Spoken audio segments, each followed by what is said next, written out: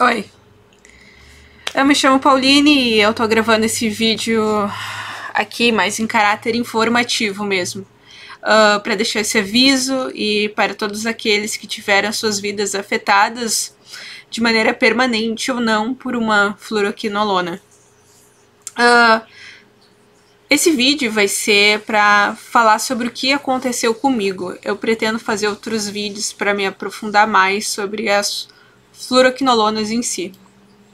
Então, no meu caso, logo no início da pandemia, no início de maio,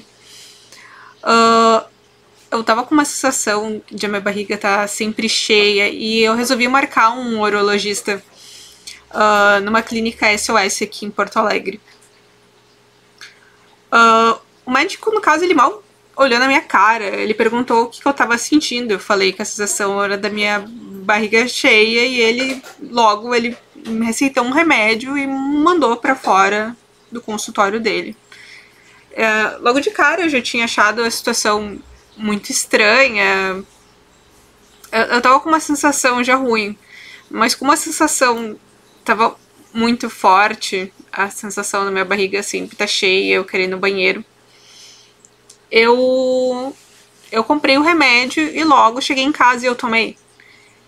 No momento que eu tomei o remédio, eu fui muito rápido. Eu apaguei, me deu um sono na hora, muito forte. Eu acordei umas poucas horas depois da minha cama já. No caso, que ele me deu o remédio foi o ciprofloxacino. Eu acho que eu pronunciei certo. Existem diversos outros remédios da classe fluoroquinolonas, mas eu vou focar no ciprofloxacino, que foi o medicamento que eu tomei. Logo que eu acordei, basicamente, começou um inferno, assim, na minha vida. Eu nunca tive nenhum efeito colateral a um remédio. Então, foi tudo muito estranho, muito inesperado. Eu comecei já acordando bem desorientada. Quando eu tentei me levantar da cama, foi aí que eu percebi que algo muito estranho estava acontecendo, porque eu não tinha forças para ficar de pé.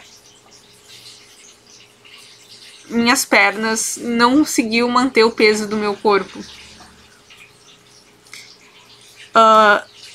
Da início eu já falei pra minha esposa,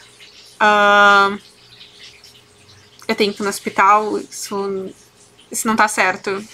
Isso é algo de errado, e tipo, isso com certeza é algo relacionado ao remédio, porque eu não tava assim antes. Então, antes de eu ir no médico, eu resolvi pesquisar na internet o que estava acontecendo comigo. Eu encontrei muitas coisas assustadoras sobre as fluoroquinolonas. Então eu tive mais certeza ainda que eu precisava muito ir no médico para trocar imediatamente. Eu não ia tomar uma segunda dose desse remédio que o médico tinha me dado para mim tomar durante uma semana, 2 vezes ao dia, o de 500 miligramas. O bom foi que logo que eu fui pro hospital aqui da PUC, de Porto Alegre, o médico me atendeu, eu falei o que estava acontecendo comigo, minha esposa basicamente me carregou, porque eu tava sem forças para caminhar. Ele logo trocou o medicamento para outra classe, já que para infecção urinária existe uma gama muito grande de remédios. Então foi muito simples, eu fiquei já com medo de começar a tomar outro remédio, mas cheguei até a dar uma pesquisada na internet, mas tudo ok. Não tinha nada de assustador no remédio que ele me deu. Inclusive, era um remédio muito comum. Apesar de, no Brasil, as fluoroquinolonas, elas serem um remédio muito receitado. Mas eu realmente não quero falar sobre isso nesse vídeo. Eu vou focar somente no que aconteceu comigo. E depois eu vou me aprofundar em outro vídeo. Os sintomas que eu tive, eles duraram meses. Para ser exata, até pouco tempo atrás, eu ainda tinha sintomas por conta de um único comprimido que eu tomei no início de maio.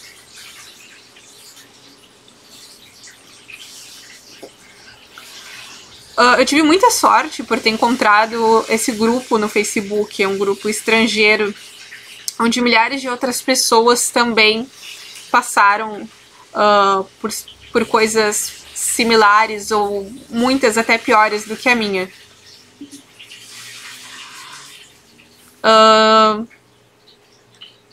Foi muito bom ter encontrado esse grupo de apoio. Até me ajudou por eu ter visto certas vitaminas que eu deveria tomar. E eu acredito muito que essas vitaminas foram o que me ajudaram a ter uma melhora mais rápida sobre os efeitos colaterais. Bem, o primeiro sintoma que eu tive, que eu senti, foi a fraqueza muscular, foi a coisa mais óbvia. Eu não tinha forças para ficar de pé. Eu até conseguia, com muito esforço, caminhar muito pouco.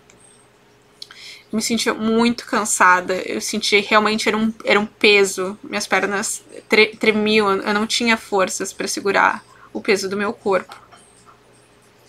Mas isso durou até que rápido, foi umas 2 semanas, esse sintoma. O próximo sintoma que eu percebi logo de cara, já no dia seguinte, eu comecei a ter crises de pânico. Era uma crise de pânico muito forte. Eu já tive ataques de pânico quando eu era mais nova. E eu deixei de ter gradualmente. No início da minha adolescência eu tive. Agora eu tô com 31 anos. E voltou com tudo.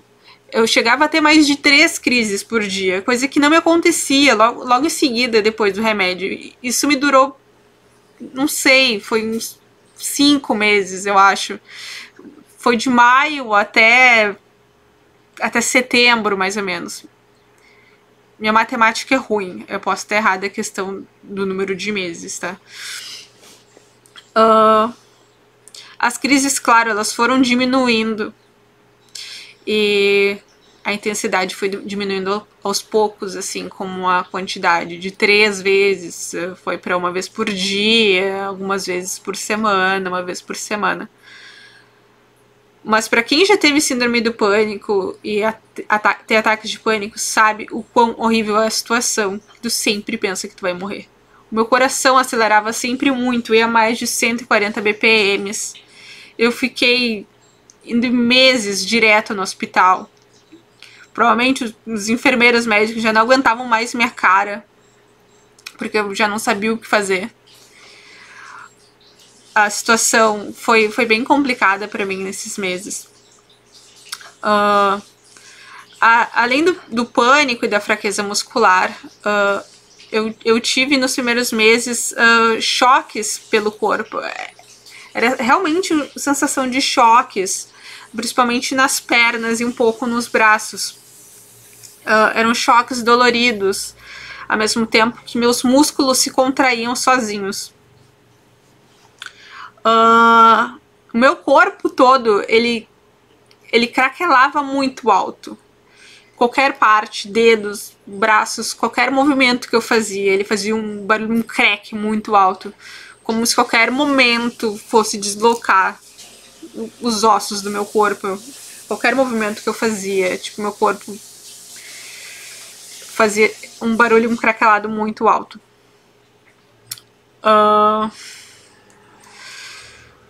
Bem, outra coisa, além disso tudo, eu ainda adquiri diversas novas intolerâncias alimentares que hoje eu já voltei a conseguir comer a maioria dos alimentos que eu não estava conseguindo antes. O problema das intolerâncias alimentares foi o mais difícil para mim detectar no início, por questão de estar com uns ataques de pânico. No início eu não consegui correlacionar.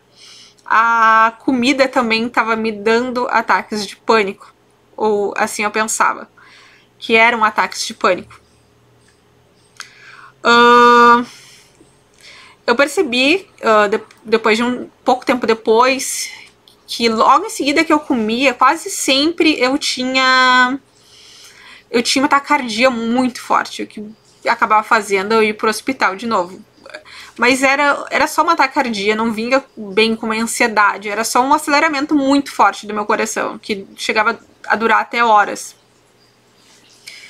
Mas não vinha com os outros sintomas do pânico, tipo, vontade de sair correndo, medo de morrer, nem nada. Era só um aceleramento realmente muito forte, o que me deixava mais assustada, porque eu achava que eu realmente estava com algum problema cardíaco. Então, como eu vi que quase sempre que eu comia, meu coração acelerava, eu comecei a notar tudo que eu ia comendo, todos os meus alimentos. Porque, mesmo sendo praticamente sempre que me dava, não era sempre. Então tinha que ter alguma coisa ali. Eu fui anotando, fui vendo os dias que eu tinha os ataques de pânico, não, a taquicardia, e fui eliminando aos poucos alimentos. Fui tentando recolocar, porque eu não sabia exatamente o que era que continha no prato, que me dava uma reação ou não. Fui comendo poucas coisas misturadas em um prato, para ser mais fácil de detectar. E nisso eu fui tirando, colocando, até que no fim eu vi que eu só estava conseguindo comer pouquíssimas coisas. Eu vivia basicamente comendo arroz, frango e batata. Era o que eu mais comia durante meses. Eu acabei emagrecendo muito, inclusive também por causa dessa dieta forçada. Nisso eu fui de novo no grupo. Eu fui pesquisar isso. Será que isso é um sintoma do remédio? Então que eu vi que